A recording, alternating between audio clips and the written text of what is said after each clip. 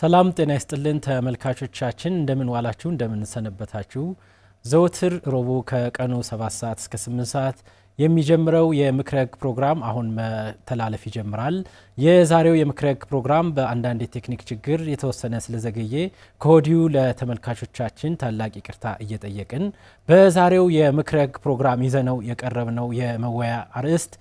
በሰራተኛው አነሳሽነት የሚደረግ የሥራ ቅጥር ውል ማቋረጥና ህጋዊ ውጤቱን በተመለከተ ከዚሁ ከስቱዲዮ ማብራሪያ የሚሰጡልን ጠበቃና የህግ አማካሪ ጸባይ ይላቅ ይሆናሉ እስከ ፕሮግራማችን ፍጻሜ አብራችሁ እንድትቆዩ እየጋበዝን ከመሸጋገሪያው በኋላ እንመለሳለን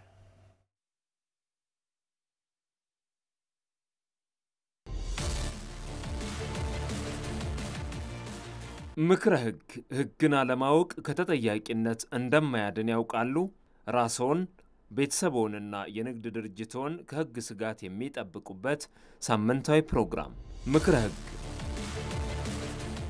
በሀገራችን ጸንተው በስራ ላይ የሚገኙ አዋጆች መመሪያዎች እንዲሁም በፌደራል ሰበር ሰሚ ችሎት የሚሰጡ ውሳኔዎች በህግ ባለሙያዎች ማብራሪያ የሚሰጡበት ሳምንታዊ ፕሮግራም ምክረ ህግ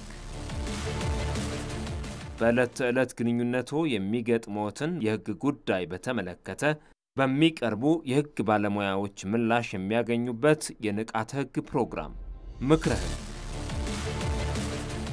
ይህንን የንቃተ ህግ ፕሮግራም በአጋርነት አብረውን በመስራት ምርትና አገልግሎቶን እንዲያስተዋውቁ በአክብሮት እንጋብዛለን ምክረ ህግ ሳምንታዊ የቴሌቪዥን ፕሮግራም ዘወትር ረቡዕ ከቀኑ 7 ሰዓት እስከ 8 ሰዓት በድጋሚ ቅዳሜ ምሽት ከ2 ሰዓት እስከ 3 ሰዓት እንዲሁም ዘወትር ሰኞ ከቀኑ 11 ሰዓት እስከ 12 ሰዓት በአሚኮ ወደ እናንተ ይደርሳል ምክረ ህግ በፍስሐ ማስታወቂያ ስራና በአማራ ሚዲያ ኮርፖሬሽን በትብብር የሚቀርብ የንቃተ ህግ ፕሮግራም አብረውን ይስሩ ምክረ ህግ በስልክ ቁጥራችን 0911 78 5404 ይደውሉ ምክረ ህግ ወደ ውይይታችን ተመልሰናል የዛሬውን የምክረግ ፕሮግራም በፕላቲኒየም ስፖንሰርነት በአብሮን የሚቆየው የአማራ ክልል ሴቶች ህፃናትና ማህበራዊ ጉዳይ ቢሮ ነው የቢሮው መልእክት እንደሚከተለው አቀርባለሁ የሥርዓተ ጾታ እኩልነትን ለማረጋገጥ የማህበራዊ ጥበቃን ለማስፋፋት የሴቶች የህፃናት የአካል ጉዳተኞች አረጋውያን መብት ደህንነት ለማስጠበቅ እንዲሁም በሁሉም መስክ ተጠቃሚነታቸውን እንዲረጋገጥ በልዩ ትኩረት እየሰራ የሚገኝ የአማራ ክልል ሴቶች ህፃናትና ማህበራዊ ጉዳይ ቢሮ ይህንን ዝግጅት ወደናንተ ለተመልካቾቻችን እንዲደርስ የፕላቲኒየም ስፖንሰር አድርጎናል ከልብ እናመሰግናለን ወደ ውይይታችን እንመለሳለን ጠበቃና የህግ አማካሪ ጸባይ ይላቅ እንኳን በደና መጣሽ መልካም እንግዲህ በዛሬው የምክረግ ባረስትነት ይዘነው የቀረብነው በሰራተኛ አነሳሽነት የሚደረግ የሥራውን መቋረጥና የሚያስከትላቸው ህጋዊ ውጤቶችን በተመለከተ ነው እንደው ከአዋጅ ቁጥር 1156 2011 እንዲሁም ሲቪል ሰርቪስ አዋጁ አንፃር ምን ማለት ነው በዚህ ብንጀምር እሺ መልካም ያው እንግዲህ የሥራው ግንኙነት ማለት በአሰሪና በሰራተኛ መካከል የሚደረግ ውል ማለት ነው ይህ ውል ውሉ ሲደረግ በታሳቢነቱ ለቀጣይነት እንዲሰራ አሰሪውም እንዲያሰራ ተደርጎ የሚደረግ የውል ግንኙነት ነው ነገር ግን ውሉ የሚቋረጥባቸው ምክንያቶች ሊኖሩ ይችላሉ በአዋጅ ቁጥር 1156 2011 መሰረት ያሰራና ሰራተኛ አዋጃችን መሰረት በአንቀጽ 31 ላይ በግልጽ ተዘርዝሮ እንደተቀመጠው የሥራው የሚቋረጥባቸው አራት ምክንያቶች ነው ያሉት አንደኛ በአሰሪው አነሳሽነት ሊሆን ይችላል ሁለተኛ በቀጣሪው አሰሪ ማለት ያው ቀጣሪው ማለት ነው በአሰሪው አነሳሽነት ሁለተኛ በሰራተኛ አነሳሽነት ሶስተኛ በህግ አራተኛ በሁለቱ ስምምነት ሊሆን ይችላል አሁን ወደ ተያዘው ርዕስን መጣ በአሰሪ ምክንያት የሥራው መቋረጥ ምን ማለት ነው የሚለው በሰራተኛ ምክንያት የሚለው ሰራተኛ ከገባበው ስራውን ከዚህ በኋላ መስራት አልፈልግም በሚል በራሱ አነሳሽነት የማንም ጫና ሳያድርበት ያሰሩም ሆነ ከህግም ሆነ የሚመነጭ ጫና ሳይደረግበት በራሱ አነሳሽነት ስራውን ሲለቅ ማለት ነው በራሱ ፍላጎት እንግዲህ ማመልከቻ ጽፎ ስራውን መልቀቅ ፈልጋለሁ ብሎ የሚያቀርበው በማስጠንቀቂያ ምን ሊሆን ይችላል ያለ ማስጠንቀቂያ በህጉ የተቀመጣሉ ምክንያቶችን መዘርዘር ያለበት ከሆነ በማስጠንቀቂያ የሚደረጋሉ ያለ ማስጠንቀቂያ የሚያሟላ ስራ የሚያስለቅቅ ምክንያት ካለውም ደግሞ በራሱ አነሳሽነት ያለ ማንም ጫና በፍላጎቱ ስራ ሲለቅ ማለት ነው ያለ ማስጠንቀቂያ ሰራተኛው ለማቋረጥ የሚችልባቸው ህጋዊ ምክንያቶች ተዘርዝረዋል በህጉና እንግዲህ ያለ ማስጠንቀቂያ የስራው መልቀቅ የሚችልባቸው ምክንያቶች ምን ናቸው ተብለው ነው የተዘረዘረው በህጉ በመርህ ደረጃ ማንኛውም ሰራተኛ ያለ ማስጠንቀቂያ ስራ መልቀቅ አይችልም የግድ ነው ማስጠንቀቂያ የመስጠት ማለት ነው ነገር ግን ልዩ በሆኑ ሁኔታዎች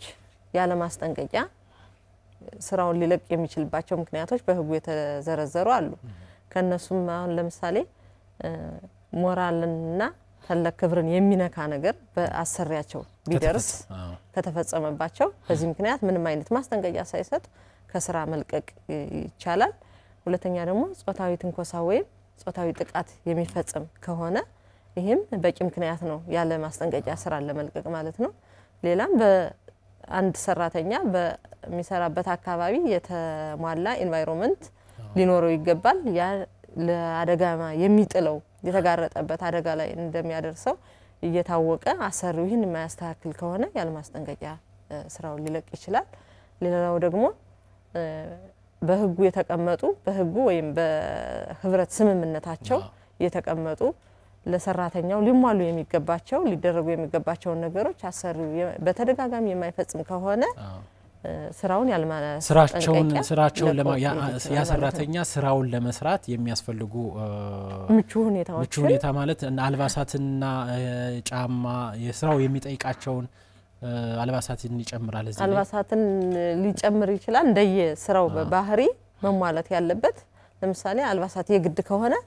ያንን ማሟላት የግድ ነው እንደየ መስሪያ ቤቱ ለምሳሌ አሁን ባንክ ላይ ሆኖ አልባሳትን አለማሟላት የዲሲፕሊን ጉድለት ነው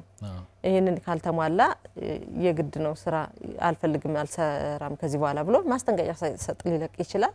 እንዲሁም ደግሞ ሌላ ደግሞ ማቴሪያል አለማሟላት የስራ ማቴሪያል የራሱን የህይወቱን አደጋ ላይ የሚጥል ነገር እየተጋርጦ ያለ ያንን አለማስተካከል ልዩ ጥበቃ በሰራተኛው ላይ ከፍተኛ የሆነ ህይወቱን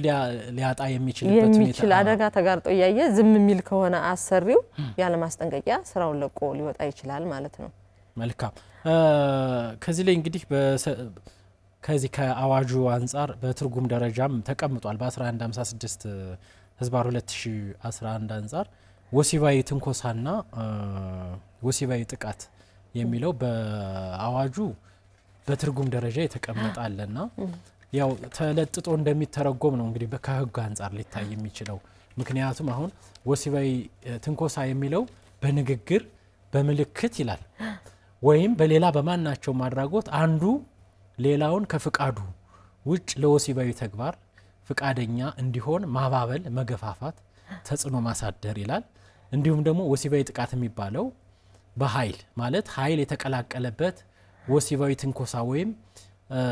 የዚሁ ድርጊት ሙከራ ይለዋል እንግዲህ ይሄ ወሲባዊ ትንኮሳና ወሲባዊ ጥቃት ሲባል በህጉ ለሴቶች ብቻ ወሲባዊ ጥቃት የሚፈጸምባቸው ወይም ወሲባዊ ትንኮሳ የሚፈጸምባቸው ሴቶች ብቻ ናቸው በሚል አይደለም ወንዶችም ወሲባዊ ጥቃትና ወሲባዊ ትንኮሳ በአሰሪዎቻቸው በስራ ባልደረቦቻቸውም ሊፈጸምባቸው እንደሚችል ነው ህጉ ክፍት ነው ለሁለቱም ለማለት ነው ከዚህ አንፃር እንደው ይሄንን ያለ ማስጠንቀቂያው አንድ ወሲባዊ ትንኮሳ የተፈጸመባት ወይም የተፈጸመበት ሰራተኛ ያለ ማስጠንቀቂያ ሊለቅ ይችላል ይላል ህጉ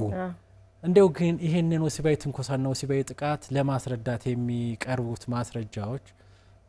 እርግጥ እንግዲህ እርሶ ከህግ ባለሙያነት አንፃር እንደው ማስረጃው ምን ሊሆን ይችላል የሚለውን ለተመልካቾች እንደው ግልጽ ብናደርገው ብዙ ጊዜ በህጉ ተቀምጧል ግን ወደ ተግባር ሲገባ ስለማናየው ማለት ነው ምናልባት አሁን አንተ ያልከው ድርጊቱ እንዳልከውም በሰው መሃል ሊፈጸም የሚችል ነው ላንለው እንችላለን ለምሳሌ አሁን በወሲባዊ ትንኮሳ የሚለውን ትንኮሳ በምልክት ለምሳሌ አሁን ጠቀሰኝ ወይም የሆነ ነገር አሳየኝ ብላ ወይም ብሎን ለወንድም ለሴትም ስለሆነ ሰራተኛው ነው የሚለው አዋጁ ላይ መጨረሻ ላይ ለሴት ለወንድ እየተባለ የተጠቀሰው ለሴትም ያገለግላል ለሴት የተባለው ለወንድም ያገለግላል ስለሚል መደምደሚያው ላይ ለሁለቱም ያለ ነው ምን ተረጉመው ስለዚህ ትንኮሳ ተደርጎብኛል ብሎ የሚያስብ አካል ለማስረዳት ሊከብደው ይችላል ይሄንን ለምሳሌ አይቶኛል ብዙ ጊዜ በሰው ማስረጃ ለማስረዳት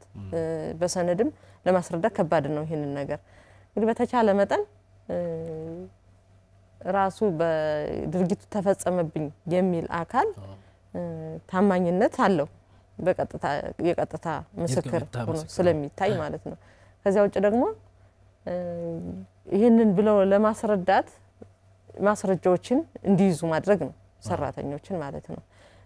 ህጉም እኮ ይላል ከ15 ቀን በኋላ ድርጊቱ ተፈጸመብኝ የሚል አካል ከ15 ቀን በኋላ ኤክስፓየር ያደርጋል ጥያቄው በይርጋ ይታገዳል ስለዚህ ይሄንን ለማስረዳት እንዲመች የተለያዩ ማስረጃዎችን መያዝ ነው ለምሳሌ በቪዲዮ ሊያዝ ይችላል የተለያዩ ድርጊቶች የሚደጋገሙ ከሆነ ሰውም እንዲያይ ማድረግ ሊሆን ይችላል ያው በወንጀል ህጉ የምርመራ ሂደት መሰረት እንደ ወንጀል ህጉ የአካባቢያዊ ማስረጃ የቀጥታ ማስረጃ በሚለው ነው ሊመዘን የሚችለው እንጂ ቀጥታ ለትንኮሳን ማስረዳት ሊከብድ ይችላል መልካም የዚህ የሲቪል ሰርቪስ የመንግስት ሰራተኞች የቅጥር አዋጅም ይሄንን ጉዳይ በሰፊው ነው የሚያቀርበው ከዚህ አንፃር እንዲያውም የአዋጅ ቁጥር 1353 ህዝባር 2017 እንግዲህ የመንግስት ሰራተኞችን የሚገዛው አዋጅ ከዚህም አልፎ አሁን ካነበብነው አልፎም መሳሳም እንዲነካ የማይፈለግ ፕራይቬት የሆነን የሰውነት ክፍል የነካ ሁሉ ነው የሚለው ከዛም አልፎ ቅጥር ላይ ራሱ ቅጥር በሚፈጸምበት ጊዜ ይሄንን የሚደረገው ዮሴፍ ትንኮሳ ማን ጥያቄው የቀጣሪውን ጥያቄ ካልመለስሽ ወይም ካልመለስ ቅጥር አይከናወንም የሚለውን ሁሉ ከሶ ሁሉ ማስቆም እንደሚቻል አዋጁ የመንግስት ሰራተኛ የሲቪል ሰርቪሱ አዋጅ ሰፊ ሽፋን ሰጥቶታልና ከዚህ አንፃር ብዙ ጊዜ በፍርድ ቤቶቻችን እንግዲህ ሁለታችንም የህግ ባለሙያ እንደመሆናችን በዚህ ሁኔታ የስራው ተቋርጧል ካሳ ይከፈለኝ የሚል ክስ ገጥሞኛ ያቅም እኔ እንግዲህ እርሶ ይግጠማውት ባላቅም ከዚህ አንፃር ለተመልካቹ ይሄን ያክል መብት እንዳላቸው እኛም እንደ ምክረ ህግ ንቃተ ህግ መስጠት ስላለብን ይሄም መብት እንዳላቸው ለማሳሰብ ነው የሚጨምሩት ነገር ካለ እዚህ ላይ ወደ ሌሎቹ ብን ያው እንደተባለው ይሄ የሲቪል ሰርቪሱ አዋጅ እንደውም ከአሰርና ሰራተኛ አዋጁ በተሻለ ይሻላል እንደውም ተጨባጭ ነገር ታገኝ የምትችለው በማስረጃ እዚያ ላይ ነው በያስባለሁ መሳሳም መነካካት ይሄ በሰውይታ ውስጥም ሊታይ የሚችል ነው መነካካቱም አሻራም ሊጥል የሚችል ነገር ነው እንደውም የአሰርና ሰራተኛ አዋጁ ነው ለማስረዳት ከባድ የሚሆነው እንዳልከው ኬዝ ገጥሞኝ ያውቅም እንዲህ አይነት ነገር ደርሶብኛል የሚል በወሬ ደረጃ ግን ሰማለው በተማሪዎች ላይ በቢሮ ሰራተኛም ላይ እንዲህ አይነት ነገር ይፈጸማል እንዲህ አይነት ነገር አለ ያንንም ማስረጃ የሚይዙበትን ያው ወንጀል እስከሆነ ድረስ ወንጀል ማስረዳት ደግሞ የግል ተበዳዩ ግዴታም ስለሆነ እሱን ለማስረዳት የተቻለ ማስረጃ ለመያዝ ንቃተ ህሊና እንዲኖራቸው ማድረግ ነው በወንጀል እንደሚያስቀጣ አውቆ ከዚህ ጥቃት ለማምለጥ ተገቢውን ትኩረት ሰጥቶ ማስረጃዎችን ለመያዝ ማስረጃውም ጠባብ ስለሚሆን ማስረጃ ለመያዝ ጥረት ማድረግ እንዳለበት መልካም እየተከታተላችሁት የምትገኙት የምክረ ህግ ፕሮግራማችን ነው የዚህ ፕሮግራም የፕላቲኒየም ስፖንሰራችን የአማራ ክልል ሴቶች ህጻናትና ማህበራዊ ጉዳይ ቢሮ የፕላቲኒየም ደረጃ ስፖንሰር መልእክት እንደሚከተለው አቀርባለሁ የልጅነት ጋብቻ ተገቢ ያልሆነ ድርጊትና የህግ ተጠያቂነትን የሚያስከትል ተግባር ነው የልጅነት ጋብቻ የሴት ልጆችን የመማር መብትና የወደፊት ተስፋ የሚያጨልም ነው ድርጊቱን በመከላከል ከመፈጸሙ በፊት ለሚመለከተው አካል ጥቆማ በመስጠት ለሴት ልጆች መልካም ህይወት ድርሻችንን እንድንወጣ ይላል የአማራ ክልል ሴቶች ህጻናትና ማህበራዊ ጉዳይ ቢሮ ከልብ እናመሰግናለን። ወደ ውይይታችን እንመለሳለን። መልካም እንግዲህ የሰራተኛው ካለማስጠንቀቂያ የስራ ውሉን ማቋረጥ የሚችልባቸው ምክንያቶች አቅርበውልናል። ካለማስጠንቀቂያ የስራ ውሉን ሲያቋርጥ ምንድነው የሚያገኛቸው ጥቅማ ጥቅሞች? በአዋጁ የተቀመጡለት ጥቅማ ጥቅሞች ምንድናቸው? እነሱንስ ማቅረብ እንዲችል ብዙ ጊዜ የተለመደው አንድ ሰራተኛ ከሀገራችንም ነባራዊ ሁኔታ አንፃር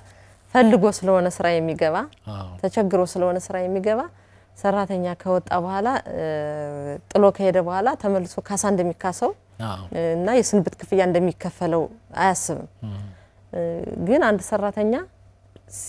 ያለ ማስጠንቀቂያ ወጥቶ ሲሄድ ጉዳት ደርሶበት ነው። ቀደም የጠቀስናቸው አሉ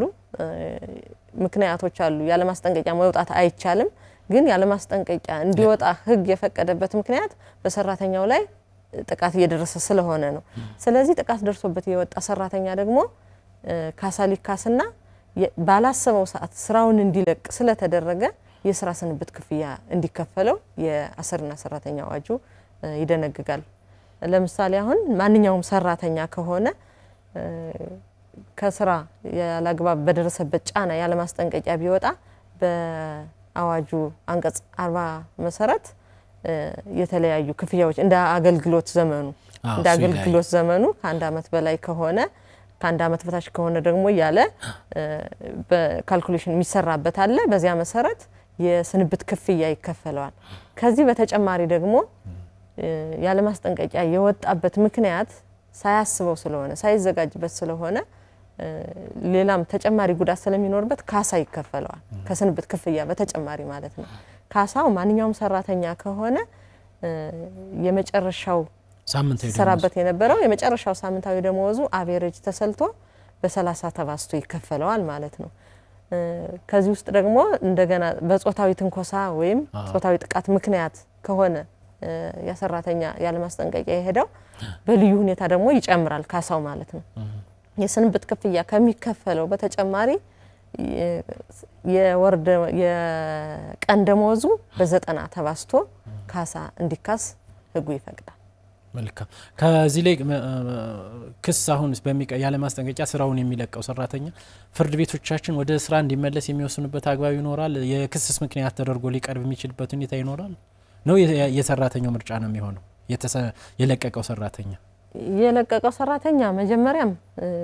እንዲለቅ ተገዶ አይደለም የለቀቀው፣ ምክንያት አለው። ግን ይሄ ምክንያቱ የሚወገድ ከሆነ ስራ የመስራት ሐሳብ አለው። ስራውን አልፈልገውም እንደየምክንያቱ ህጉ ምን ይላል? በ32 መሰረት በ32 አንድ መሰረት ሲለቅ አንድ ሰራተኛ ያለ ማስጠንቀቂያ ማለት ነው ሲለቅ በጽሁፍ ምክንያቱን ዘርዝሮ ማቅረብ አለበት ይላል። የለቀቀበትን ምክንያት በጽሁፍ ላሰሪው አሳውቆ ነው የሚወጣ፣ ዝም ብሎ መሄድ ሳይሆን ማለት ነው። ይህ ማለት ምንድነው? የለቀቀበት ምክንያቱ ባሰሪው ወይም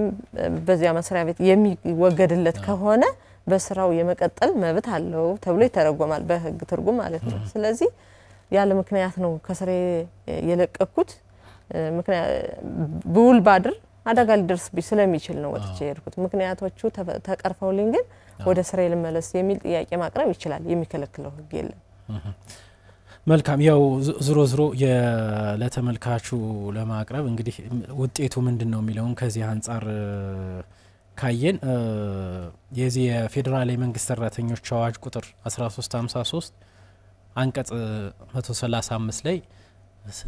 ሰራተኛ የስራ ውሉን ያለ ማስጠንቀቂያ በራሱ ፍቃድ የሚለቅባቸው በሚል የተወሰኑ ያስቀመጠው አለ። የመጀመሪያው በራሱ ፍቃድ የስራ ውል ስለማቋረጥ በሚለው ስር በማንኛውም ጊዜ የሁለት ወር ቅድሚያ ማስጠንቀቂያ በመስጠት ስራውን ሊለቅ ይችላል ይላል። ሰራተኛው እንግዲህ በቀላሉ ሊተካ የሚችል ከሆነ የሁለት ወር ጊዜውም ሳይጠብቅ ቀጣሪው ስራውን ሊለቅ እንደሚችል፣ ሁለተኛ ደግሞ ቅድሚያ ማስጠንቀቂያ ባይሰጥ ደግሞ የፍትሐ ብሔር ኃላፊነት ይኖርበታል። ይሄም ምንድነው? ከሚወስዳቸው ጥቅማ ጥቅሞች የዚህ ማስጠንቀቂያ ያልሰጠበትን የሁለት ወር ደሞዝ ተቀናሽ ሊደረግ እንደሚችል ይላል። ሌላው መልቀቂያውን በተመለከተ ከዚህ ላይ የሚያስቀምጠው በልዩነት ከዚህኛው ከአሰሪና ሰራተኛ አዋጅ ቁጥር 1156 ህዝባር 2011 መልቀቂያውን በተመለከተ እስከ 4 ወር ድረስ ሊራዘም እንደሚችል ሰራተኛው በራሱ ፍቃድ እስከ 4 ወር ሊራዘም እንደሚችል ይሄም ምንድነው ሰራተኛውን በቀላሉ መተካት የማይችል ለዛ ተቋም ለሚለቅበት ተቋም በጣም አስፈላጊ ነው ተብሎ ከታመነ እስከ 4 ወር ከሚሄድበት መስሪያ ቤት ጋር በመነጋገር ነው የሚለው እንግዲህ ፓራራሊ የሚሄድበት መስሪያ ቤት የሲቪል ሰርቪስ ተቋም ሊሆን ይችላል ወይም ዋው ከሱ ጋር በመነጋገር እስከ 4 ወር ጊዜ ድረስ ተቋሙ እንዳይጎዳ ማስጠንቀቂያው እስከዚያ ጊዜ ድረስ ሊረዝም እንደሚችል ሌላው በአዋጁ ቀደም መጥቀሰውትን እርግጠኛ ባልሆንም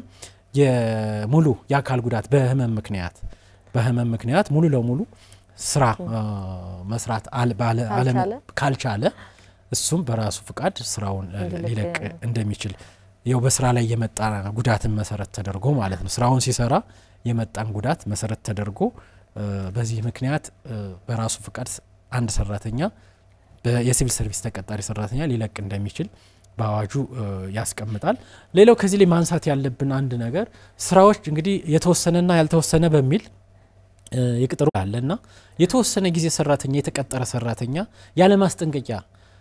የስራውን ማቋረጥ ይችላል ከአዋጅ ቁጥር 1156 አንፃር አሁን ለስድስት ወር በኮንትራት የተቀጠረ ማለት ነው ጊዜያዊነት የተቀጠረ ሰራተኛ ህጉ ላይ የተቀመጡት የስራ ማቋረጥ ምክንያቶች በአሰሪ አነሳሽነት በሰራተኛው አነሳሽነት በህግና በአሰሪና ሰራተኛ በአሰሪ ወይምና በሰራተኛው ስምምነት የሚለው በህግ የሚለው ይሄን የሚመለከት ነው የኮንትራት ውልን የሚመለከት ነው በህግ እየታወቀ ነው ይታወቃል ውሉ በዚህን ሰዓት እንደሚያበቃ ለአንድ አመት ቀጠሮ ከገባ ማስጠንቀቂያ መስጠት አይጠበቅበትም አንድ አመት አልፎ ከኮንትራት አልፎ ቋሚ ከሆነ ግን የቋሚ ሰራተኛ እንደሆነ ስለሚቆጠር በዚያን ሰዓት ማስጠንቀቂያ የመስጠት ግዴታ ይኖርበታል በአንድ አመት ጊዜ ውስጥ ግን ለምሳሌ አሁን ያንድ ወር ነው አይደል ማስጠንቀቂያ መስጠት ያለበት ሰራተኛ 11ኛ ወር ላይ 12ኛ ወር ላይ እንደሚወጣ ያወቀ 11ኛ ወር ላይ ማስጠንቀቂያ እንዲሰጥ አይጠበቅበትም በህግ ራሱ ያለ ማስጠንቀቂያ እንደሚወጣ ይታወቃል ውሉም ጊዜያዊ ስለሆነ ማለት ነው ጊዜያዊ ውሉ አልፎ ቋሚ ከሆነ ግን የግድ ነው ማስጠንቀቂያ መስጠት አለበት ስለዚህ አሁን 6 ወር የተቀጠረ ሰራተኛ 4 ወሩ ላይ ማስጠንቀቂያ ሳይሰጥ ቢወጣ የሚቀርበት ወይም ማስጠንቀቂያ ስላልሰጠኝ አንድ ወር ደሞዝ አለብህ ብሎ አሰሪው ሊጠይቀው ይችላል ማለት ነው ከዚህ አንፃር ማስጠንቀቂያ ስላልሰጠኝ መጀመሪያ ለ6 ወር በኮንትራት ለ6 ወር አሁን ለተወሰነ ጊዜ የተቀጠረ አራተኛው ወር ላይ ቢወጣ ማለት ነው አራተኛው ወር ላይ ቢወጣ ማስጠንቀቂያ ሳይሰጥ አሰሪው ሊጠይቀው ይችላል ወይ ነው ከዚህ ላይ እዚህ ላይ እስከ 6 ወር ውል ገብቷል ለመስራት የግድ ነው ውል ገብቷል ምናልባት ግን እነዚህ ያለ ማስጠንቀቂያ ሊሰራ የማይችልባቸው ምክንያቶች ከመጡ ያለ ማስጠንቀቂያ ሊወጣ ይችላል ህጉ እሱንም የሚያገለግል ስለሆነ ማለት ነው ሰራተኛ የሚለውን ጠቅላላ የሚያገለግል ስለሆነ እስከ 6 ወር ቢቀጠርም እስከ 6 ወር ሁሉንም ነገር ችለህ መኖር አለበት ሊባል አይችልም ያለ ማስጠንቀቂያ የሚያባረሩ የሚያሰናብቱ ምክንያቶች ከተገኙ ሊለቅ ይችላል ግን እንደማን ስራ ለቀየር ነው እንደ አይነት ነገር ቢሆን ግን ማስጠንቀቂያ መስጠት ግዴታ ይኖርበታል በሌላ ምክንያት ከሆነ ስራውን የሚለቀው ማለት ነው ማንኛውም ሰራተኛ ማስጠንቀቂያ ከሰጠ በማናቸው ምክንያት ነው የሚለው አንቀጽ 31 በማናቸው ምክንያት የግድ መኖር አለበት ሊባል አይችልም ቅድም እንደጠቀስነው በፌደራል አዋጁ መሰረት ምናልባት የስራው ባህሪ እየታየ ሀገራዊ ጉዳት የሚያደርስ ከሆነ ተቋሙን የሚጎዳ ከሆነ የህዝብ ላይ ጉዳት የሚደርስ ሰራተኛ ከሆነ እንደተባለው ስምምነትም እየተደረገ ከሌላ መስሪያ ቤት ጋር ከራሱ ጋርም ስምምነት እየተደረገ ሊቆይ የሚችልበት ምክንያት በስምምነት ሊሆን ይችላል እንጂ አዋጁ የሚለው ምንድነው ማስጠንቀቂያ መስጠት ግዴታ ነው እንጂ ያለው የመኖር ግዴታ የለም በማንኛውም ምክንያት አልሰራም አልፈልግም ማለት ይችላል ስለዚህ ኮንትራቱ በፊት የሚለቅ ከሆነ ማስጠንቀቂያ መስጠት ግዴታ አለበት ያለ ማስጠንቀቂያ የሚያሰናብቱ ምክንያቶች ካልሆኑ በቀር ማለት ነው መልካም እንግዲህ ያለ ማስጠንቀቂያና በማስጠንቀቂያ የስራው ሲቋረጥ የአዋጁ ለሰራተኞች የሚሰጣቸው ጥቅም እኩል ነው ማለት እንችላለን ከዚህ ላይ አሁን ማለት በአሰሪው አነሳሽነት በህገ ወጥ መንገድ የስራው ሲቋረጥ ሰራተኛው የሚያገኘውና ያለ ማስጠንቀቂያ የስራው ሲቋረጥ የሚያገኛቸው ጥቅሞች ልዩነት ይኖራቸዋል እስኪ ድገምልኝ ማለት ጥቅማ ጥቅሙና ካሳና አገልግሎት ክፍያ ያልተከፈለ ደሞዝ ሴቨራንስ ምንድነው ይሄ አኑዋል ሊቭ ያመት ረፍትን በተመለከተ አሁን በህገ ወጥ መንገድ ሰራተኛ ስራ ሲሰናበት የሚከፈሉት ክፍያዎች ናቸው ያለ ማስጠንቀቂያም ሲወጣ እነዚህን ክፍያዎች ያገኛል ወይ ነው ዋጭ ያለ ማስጠንቀቂያ ስራ ሲለቅ አይ ቅድም በቀድሞ ምክንያቶች የነካካናቸው ስለመሰለኝ አንቀጽ 40 በጠቅላላ የሚያወራው ስለ ስንብት ክፍያ ነው ስለ ስንብት ክፍያ ማንኛውም ሰራተኛ በህገ ወጥ መንገድ ከተሰናበተ የሚከፈልበት ነው በህገ ወጥ መንገድ ማስጠንቀቂያ ሳይሰጠው ስራው መልቀቅ ሳይገባው በአሰሪው አነሳሽነት የሚያስወጣው ከሆነ 40 ጠቅላላ ህጉ ነው የሚይዝ ነው በአሰሪው አነሳሽነትም ሆነ በሰራተኛው አነሳሽነት የሚነሳ ከሆነ የስንብት ክፍያ ይሰላል እንደተባለ እንደ የእድሜው መጠን ልዩነት የሚፈጠረው እዚህ ላይ እንደ የአገልግሎቱ መጠን እንደ አገልግሎት በእድሜ ተሰልቶ ልዩነት ይኖራል የክፍያ ልዩነት ማለት ነው እንደ የምክንያቱ ሙሉ በሙሉ ላይ ከፈለው የሚችልም አለ በራሱ ጥፋት ከሆነ ማለት ነው በሰራተኛው ጥፋት ከሆነ ማንኛውም ሰራተኛ ስለተሰናበተ ብቻ በራሱ ፍላጎትም ሆነ በአሰሪው ይከፈለዋል ማለት አይደለም የማይከፈል ሊኖር ይችላል ግን በ40 መሰረት ጠቅላላ ክፍያ የስንብት ክፍያ አለ በልዩ ሁኔታ ግን ያለ ማስጠንቀቂያ የሚሰናበት ሰራተኛ ተጨማሪ ካሳ ይከፈለዋል ቀድም ያልኩት ለዚያ ነው ተጨማሪ በልዩ ከሌላ ሰራተኛ የሚለየው ያለ ማስጠንቀቂያ የሚሰናበት ሰራተኛ ካሳ ጭማሪ ያለው ከስንብት ክፍያ በተጨማሪ ማለት ነው ምክንያቱም ዝግጅትም አላደረገበትም የሥራ ፍላጎቱም እንዳለ ነው ጫና ተፈጥሮበት ነው የወጣው ተብሎ ስለሚታሰብ ማለት ነው መልካም የዛሬው የፕላቲኒየም ስፖንሰራችን የዚህ ፕሮግራም ፕላቲኒየም ስፖንሰራችን የአማራ ክልል ሴቶች ህጻናትና ማህበራዊ ጉዳይ ቢሮን ከልብ እናመሰግናለን መልእክቱን እንደሚከተለው አቀርባለሁ የሥርዓተ ጾታ እኩልነትን ለማረጋገጥ የማህበራዊ ጥበቃን ለማስፋፋት የሴቶች የህፃናት የአካል ጉዳተኞች አረጋውያንና ደህንነትን ለማስጠበቅ እንዲሁም በሁሉም መስክ ተጠቃሚነታቸው እንዲረጋገጥ በልዩ ትኩረት እየሰራ የሚገኝ የአማራ ክልል ሴቶች ህጻናትና ማህበራዊ ጉዳይ ቢሮ የፕላቲኒየም ደረጃ የፕሮግራማችን ስፖንሰር ነው ከልብ እናመሰግናለን እንግዲህ ያለን ጊዜም የተጠናቀቀ ስለሆነ ከዚህ አንፃር እንደው አንድ ደቂቃ ያለ ማስጠንቀቂያ የስራውን በሚቋረጥበት ጊዜ ሰራተኞች ሊያደርጉ የሚገባቸው ጥንቃቄ በተለይ ቅድም የጠቀስሻት አለ ድርጊቱ የተፈጸመ ለምሳሌ ወሲባዊ ትንኮሳውና ወሲባዊ ጥቃት ከተፈጸመበት ጊዜ ጀምሮ የተቀመጠ ቀን አለ በይርጋ የሚታገድ ማለት ነው የዛሬ 3 ወር እኮ እንዲህ አርጎይ ነበር እንዲህ አድርጋይ ነበር ብሎ ስራ መልቀቅስ ይቻላል የሚለውን ለተመልካቾች አቅርቢልንና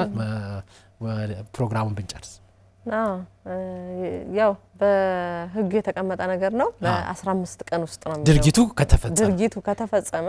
በ15 ቀን ውስጥ ካላቀረበ በይርጋ ይታገዳል ያን ጥያቄ አንስቶ የዛሬ 3 ወር የዛሬ 4 ወር እንዲህ አድርጎ ነበር ብሎ ያለ ማስጠንቀቂያ ቢወጣ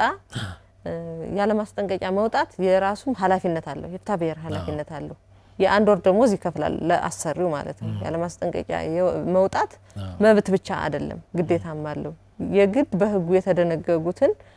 በቂ ምክንያቶች ያለ ማስጠንቀቂያ ለመውጣት ያስችላሉ ወይ የሚለው ማሟላት ያስፈልጋል ስለዚህ ድርጊቱ ከተፈጸመ እስከ 15 ቀን ጊዜ ባለው ጊዜ ውስጥ ካልቀረበ ጥያቄው የፍታብሔር ኃላፊነትም ስላለው ጊዜውን ጠብቆ ማቅረብ ተገቢ ነው ጉዳት የሚደርስበት ሰው በ15 ቀን ጊዜ ውስጥ ማመልከት አለበት መልካም እንግዲህ የዛሬውን የምክረክ ፕሮግራም በዚሁ እናጠናቀቃለን ያው እዚህ ስቱዲዮ ቀርበው ቀጥታ ማብራሪያ ስለሰጡልን ጠበቃና የህግ አማካሪ ጸበይላቅ ከልብ እናመሰግናለን ባዘጋጁ ፍሳ ማስታወቂያና በአማራ ሚዲያ ኮርፖሬሽን ምስጋናችን ላቅ ያለ ነው ተመልካቾቻችን የዛሬው የምክረግ ፕሮግራም በዚሁ ይጠናቀቃል ይህም ፕሮግራም አዘጋጅ ያቀርብኩላችሁ ጠበቃና የህግ አማካሪ እኔ ፍሳ ሲሳይ ነው ከሁሉም የአማራ ሚዲያ ኮርፖሬሽን የስርጭትና የቴክኒክ ሰራተኞች ጋር በመሆን ነው ሳምንቱ የሰላም እንዲሆን ተመኘን ሳምንት በሌላ አርዕስት ሌላ የህግ ባለሙያ ይዘን ቀርባለን ሰላም